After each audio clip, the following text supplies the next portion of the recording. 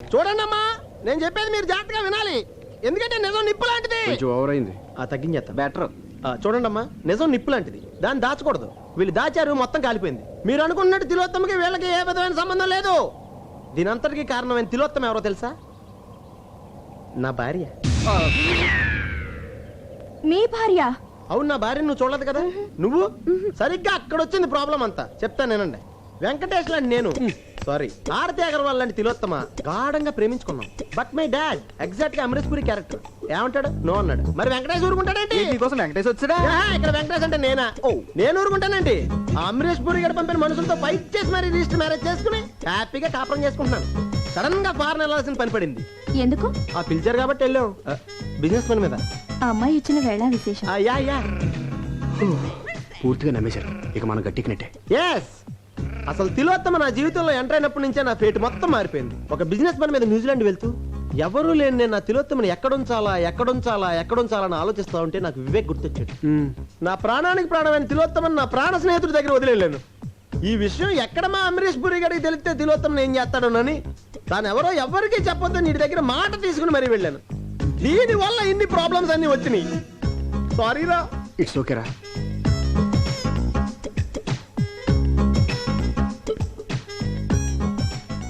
తప్పంతా నాది. తేగ నిలువుగా పాకితే పందిరిదా తప్పు, వీణ వంకరగా ఉంటే వాయించేవాడిదా తప్పు. సంబంధం లేకుండా మాట్లాడుతున్నారే. సంబంధం ఉంది. తిలోత్తమ నా పెళ్ళం, నా భార్య, మై వైఫ్. మరి నేనెవరిని? హే, హూస్ ఆన్ ద లైన్? ఎవరండి మీరే? నీ పెళ్ళాన్ని. గాలి ఎక్కువ కొట్టాడు, బర్స్ట్ అయిపోయింది. నువ్వు ఇంటికి లేట్ గా వస్తే ఎందుకు లేట్ అయిందని నిలదీశానా? బెడ్రూమ్ లో అమ్మాయి ఉండి లేదనిపిస్తే పిచ్చిదాన్ని నమ్మేశాను. అలాంటి నన్ను నీకెలా మోసం చేయాలనిపించిద్రా? నువ్వు చెప్పేది ఇప్పటికీ నిజమని నన్ను ఎలా నమ్మంటావు? ఈ ఒక్కసారి కవర్ చేయవే ప్లీజ్. రాలిపోయిన పువ్వు ఒక్కసారి అతుక్కోమ్మంటే అతుక్కుంటుందా? మనసుంటే ఫెవికల్ ట్రై చేయొచ్చు కదా. నీతో కాపురం చేయడం నా వల్ల కాదు. అలా చెప్పండి మేడం. ఆడవాళ్ళని చీట్ చేసే ఇలాంటి మగాళ్ళని నిలబెట్టి కాల్ చేయాలి. నీకే ఎన్నైనా చెప్తావు, తర్వాత కాళ్ళు అట్టుకోలేక సావాలి మేము. అంత అవసరం లేదు. మీ హస్బెండ్ కూడా డైవర్స్ నోటీస్ పంపిద్దాం రండి. చచ్చా, మిమ్మల్ని సేవ్ చేద్దాం. నేను బుక్ అయిపోయాను. డోర్ మీద అంతా నీ మూలంగా జరిగింది. రే, నీ భార్య మా భార్య ఫాస్ట్ టైం కదా. సారీ చెప్పరా, వెళ్ళిపోతుంది. సారీ చచ్చా, లైఫ్ లో సారీ చెప్పకూడదని లక్ష్యంగా పెట్టుకున్నాను రా. పెద్ద బిన్ లాడను సారీ చెప్పడం. అయితే ఇప్పుడు ఏం చేద్దాం అంటావు? వీళ్ళ ముగ్గురిని కిడ్నాప్ చేద్దాం. కిడ్నాప్ చేయడం ముఖ్యం కదరా. వాళ్ళ మనసులో కొంచెం ప్లేస్ సంపాదించాలి. అదే మనం చేసింది. నాకు ఒక ఐడియా వచ్చిందిరా. ఏంటది? తిలోత్తమని కలిసి ఎప్పుడు చూసినా అదే చేసా. తిలోత్తమని మన భార్య దగ్గర తీసుకెళ్లి జరిగిందని చెప్పిద్దాం. అప్పుడైనా మన కాపురాలు నిలబడతాయి. తిలోత్తమ ఎక్కడుందో తెలియదే. నాకు తెలుసురండి. పద. ఎంతసేపు లోపల కూర్చోను? ఈ అమ్మాయి ఎప్పుడు వచ్చిందిరా? సీన్ బిగినింగ్ నుంచే ఉంది. నీ అబ్బాయి ఇంత టెన్షన్ లో ఉంటే టెన్షన్ లో రిలీఫ్ గా ఉంటదనే తీసుకొచ్చా. ఇప్పుడు వెళ్ళిపోతున్నాం కదా. నువ్వు వెళ్ళమ్మా, నువ్వు వెళ్ళు. తర్వాత మాట్లాడుకుంటా.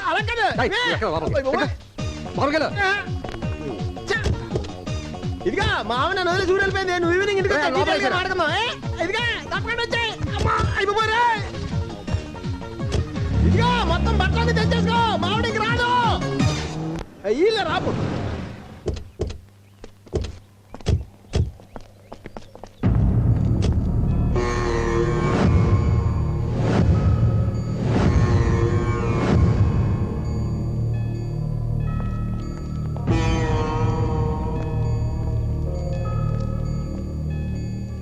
ఏమైందండి? ఈ అమ్మాయి ఏలూరు నుంచి వచ్చిందండి.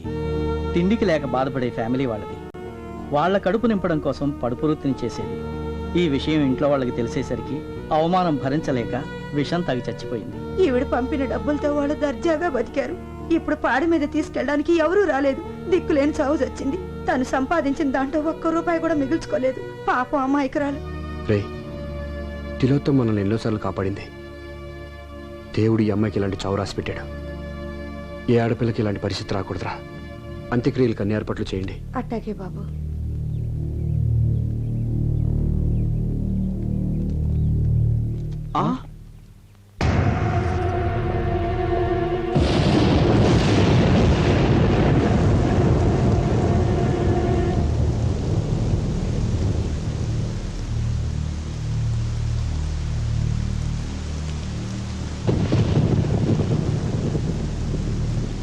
సంధ్య, మాకున్న ఒకే ఒక ఆధారం ఈ అమ్మాయి. తను కూడా చనిపోయింది. చనిపోయిందా? చంపేశారా? Order order order. వాదోపవాదములు క్షుణ్ణముగా పరిశీలించిన మీదట ఈ తీర్పు రేపటికి వాయిదా వేయడమైనది. జడ్జి గారు మమ్మల్ని మందలించి మా భార్యను కలుపుతారనుకుంటే కేసు వాయిదా వేశారేంటండి? వద్దు, నన్నేం అడక్కు. విడాకుల కేసులన్నీ ఇలా వాయిదా పట్టడం సర్వసాధారణమయ్యా. కాకపోతే ఆ భార్య భర్తలు ఏమన్నా ఒక అండర్స్టాండింగ్ వస్తారేమో అని ఆ జడ్జి గారు ఆశ. అదేం సార్ అలా అంటారు? కొంచెం గట్టిగా వాదించి మమ్మల్ని కలపాలి కానీ. వద్దు, నన్నేం అడక్కు. వాళ్ళేమో ఖచ్చితంగా విడాకులు కావాలి అంటున్నారు. వద్దు, మాకు విడాకులు వద్దు అని వాళ్ళన్న మరుక్షణం నేను ప్రొసీడ్ అయిపోతున్నాయా. ఇదిగో మీరు నన్ను ఇలా బతిమాల లాభం లేదయ్యా. వాళ్ళని బతిమాలంటే పని జరుగుతుంది. వెళ్ళండి అది కాదు సార్. వెళ్ళండి అయ్యా, ముందు వాళ్ళ కాళ్ళు పట్టుకొని వెళ్ళండి. వెళ్ళండి వెళ్ళండి. సంధ్య సంధ్య నేను చెప్పేది విను. ఇదిగో నేను గుండాలను విడాకులు ఇస్తున్నావా? రోజు తాగొచ్చి తంతున్నానని విడాకులు ఇస్తున్నావా? మీరు చేసిన అసహ్యం నా నోటితో చెప్పిస్తారా? అది నీ అనుమానం మాత్రమేనే. Get lost. సంధ్య నేను చెప్పేది పూర్తిగా విను. ఏంటి వినేది? ఇదేమైనా పురాణ కదా? వింటే పుణ్యం రావడానికి తలుచుకుంటేనే కంపరంగా ఉంది. నువ్వు వెన్నైనా చెప్పు, నేను చెప్పేది వినకపోతే ఒక హించు కూడా కదలేము. ఇక్కడే ఉండు. సంధ్య నేను చెప్పేది విను. Please Sandhya. Raji, please Sandhya please. Sandhya అడ్డు లేవండి. నేను లేవను. అడ్డు లేస్తారా లేవరా? కుదరదని చెప్తున్నాను. నేను ఇక్కడి నుంచి వెళ్ళను, నిన్ను కూడా వెళ్ళనివ్వను. అరే చెప్పేది పూర్తిగా అర్థం చేసుకోకుండా మాట్లాడతావు ఏంటి? ఈమె తప్పు నా సైడే ఉందని నేను ఒప్పుకుంటానే. అయినా బయట ఎన్ని అదవాసాలు వేసిన ఇంటికి ఎంత లేట్గా వచ్చి నీ మొహం చూడకుండా ఎప్పుడన్నా పడుకున్నానంటే నువ్వంటే ప్రేమే. నీకు దండం పెడతానే. ఆ విడాకులు క్యాన్సిల్ చేసుకో. కుదరదు. ఇదిగో నువ్వు ఒప్పుకునే దాకా నువ్వు తిట్టినా కొట్టేసరి నిన్న ఎక్కడి నుంచి కదలను. మీ మొండి పడతాను మీ దగ్గర. మా మా నాన్న మమ్మల్ని వెళ్ళనివ్వండి. నేను వెళ్ళనివ్వను. వాళ్ళు వెళ్ళనిచ్చేది ఏంటండి? రండి మనం బస్సులో పోదాం. హ, రండి. సంధ్య సంధ్య నేను చెప్పేది. రాజీ రాజీ, ఈమె నా మాట నువ్వే. ఈమె ప్లీజ్. అరే డ్రైవర్ లేడే? నాకు డ్రైవింగ్ వచ్చు, నేను డ్రైవ్ చేస్తాను. Shit.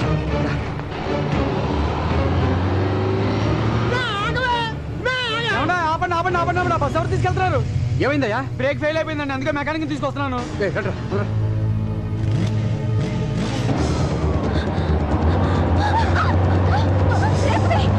బ్రేక్ పట్టలేదు.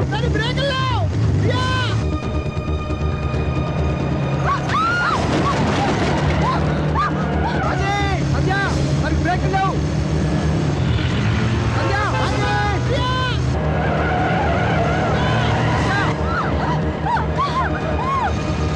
సంధ్య సంధ్య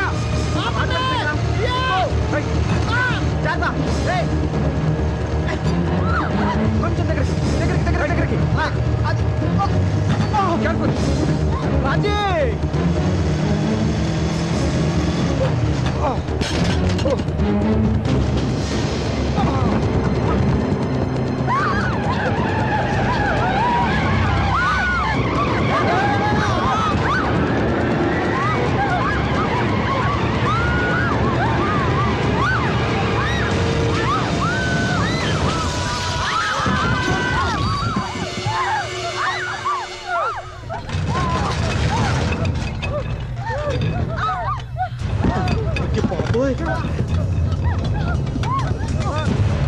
ఒరే బ్రేక్ లేకుండా బస్సు బయలు ఆపారా.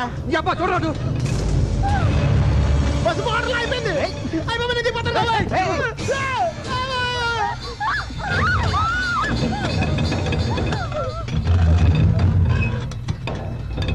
ఏయ్, మీరు ఎవరు కదలదు.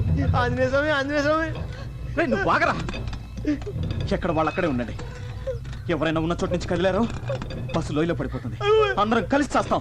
మీలాంటి చీటలతో కాపురం చేయడం కన్నా చావడం మంచిది. చూడు సంధ్య, నువ్వు అనుకున్నట్టు మేము పిల్లల్ని మోసం చేసేవాళ్ళం అయితే మీరు విడాకులు కావాలని మొండిపోటు పట్టినప్పుడు మీరు పోతే ఇంకొకరిని పెళ్లి చేసుకుని హ్యాపీగా ఉండేవాళ్ళం. బస్సుకు బ్రేకులు ఫెయిల్ అయ్యాయని తెలిసి శని వదిలిపోయింది అనుకుని చేతులు దులిపేసుకునేవాళ్ళం. మిమ్మల్ని కాపాడడానికి ఇలా రిస్క్ తీసుకునేవాళ్ళం కాదు. మీరెందుకు బస్ ఎక్కారు? అసలు మీ వల్ల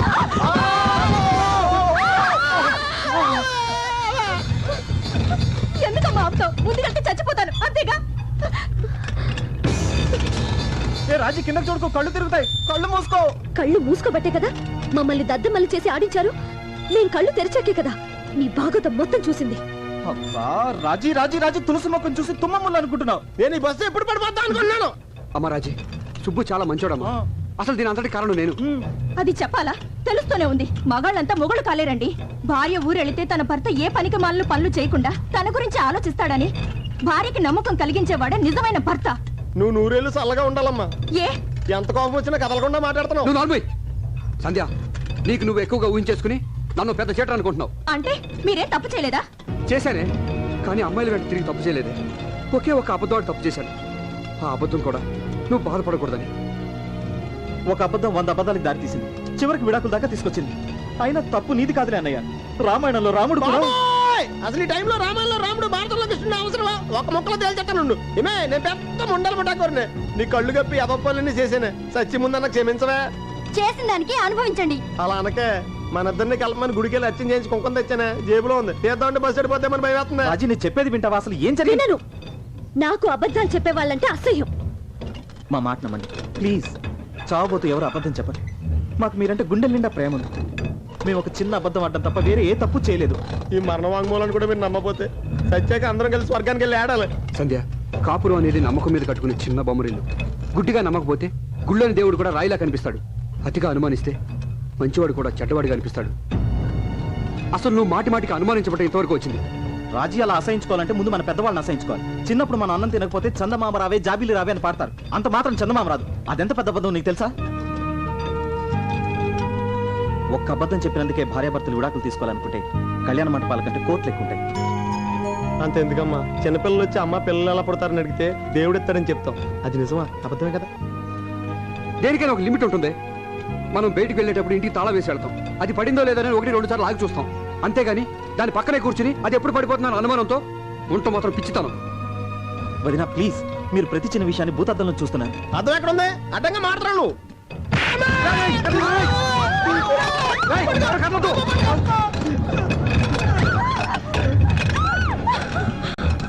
భార్యాభర్తలు ఒకరికొకరు కోఆపరేట్ చేసుకోకపోతే ఈ బస్సులాగా మన సంసారాలు కూడా బ్యాలెన్స్ తప్పుతాయి. చెప్తే కొడుతున్నావు కానీ బస్సు బ్యాలెన్స్ నుంచి లైఫ్ బ్యాలెన్స్ దాకా వెళ్ళిపోయి ముందు బయటపడే మార్గం చెప్పండి రా. రేయ్, అటు నుంచి వాళ్ళు ఇటు నుంచి మనం సమానంగా అడుగులు వేసుకుంటూ మధ్య వరకు వెళ్తే ప్రమాదం నుంచి బయటపడచ్చు. ప్లీజ్ నమ్మండి. ఇప్పటికైనా మమ్మల్ని నమ్మితే మాతో పాటు ఒక్కొక్క అడుగు ముందుకేయండి.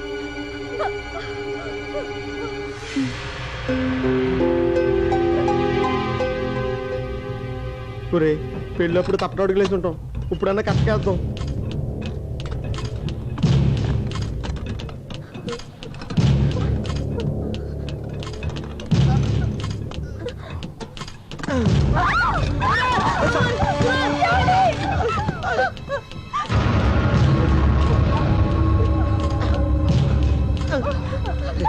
తొందరగా మీరు దగ్గర వెళ్ళగా.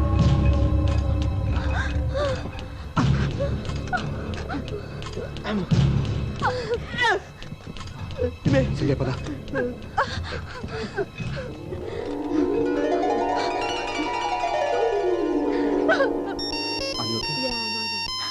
సంధ్య హలో డాలీ. అరే ఈ రూట్ లో లైన్లన్నీ బిజీగా ఉన్నాయి. దయచేసి ఇంకెప్పుడు ప్రయత్నించకండి. Thank you.